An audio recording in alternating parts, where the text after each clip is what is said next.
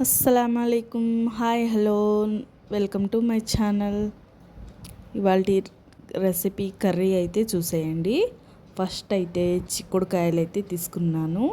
1/2 KG చిక్కుడుకాయలు తీసుకొని నీట్గా కడిగేసి వలిచేసి దాని పొట్టు అయితే ఎలా సన్న పొట్టు అయితే తీసేసి ఆ తర్వాత బాయిల్ చేసుకున్నాను. చూడండి, బాయిల్ చేసుకునేటప్పుడు ఒక 1/2 స్పూన్ పసుపు ఉప్పు వేసి బాయిల్ చేసుకోవాలి. ఆ తర్వాత ఆ వాటర్ అంతా పడేయాలి. బాయిల్ అయిన వాటర్ ఒక గిన్నెలో వేసేసి వాటర్ తీసేసి నెక్స్ట్ అయితే ఫ్రై కోసం చిక్కుడుకాయ ఫ్రై అండి, చాలా బాగుంటుంది. నాటుకాయలు, చిన్నుల్లిపాయలు, 1 స్పూన్ కారం, 1 స్పూన్ మీకు రుచికి తగినట్టు, మీకు ఎక్కువ తినేవాళ్ళు ఉంటారు కదా, అందుకోసం కొంచెం ఎక్కువ వేసుకున్నా పర్వాలేదు కారం అయితే. ఆ తర్వాత 1/2 టీ స్పూన్ సాల్ట్ వేసేసి ఇలా చిన్న రోట్లో దంచుకోవాలి బాగా.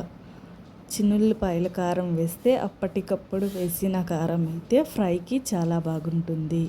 స్టవ్ మీద ప్యాన్ పెట్టి ఆయిల్ వేసేసి తగినంత ఆయిల్ వేసి తాలింపు గింజలు వేసేసి ఫ్రై అయిన తర్వాత చిక్కుడుకాయలు అయితే వేసుకోవాలి.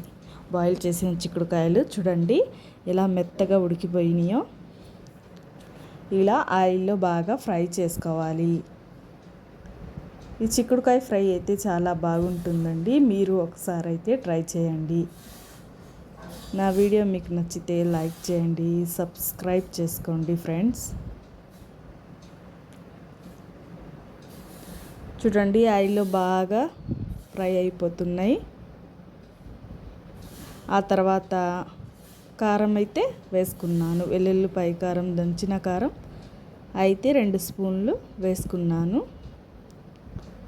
మళ్ళీ ఆయిల్లో బాగా ఒక 10 మినిట్స్ బాగా ఫ్రై చేసుకోవాలి. స్పూన్తో ఇలా కలిపి మళ్ళీ ఒక 10 మినిట్స్ అయితే బాగా ఫ్రై చేసుకోవాలండి.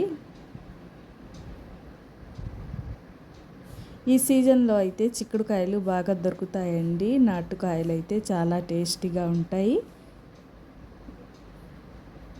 ఈ కర్రీ కూడా సింపుల్ ప్రాసెసే అండి. వీటితో చాలా రెసిపీస్ అయితే చేసుకోవచ్చు, చాలా కర్రీస్. చూడండి చాలా బాగా ఫ్రై అయిపోయింది, కలర్ఫుల్గా ఉంది కదండి. ఇలా ఒక 5 నిమిషాలు కుక్ చేసుకోవాలి.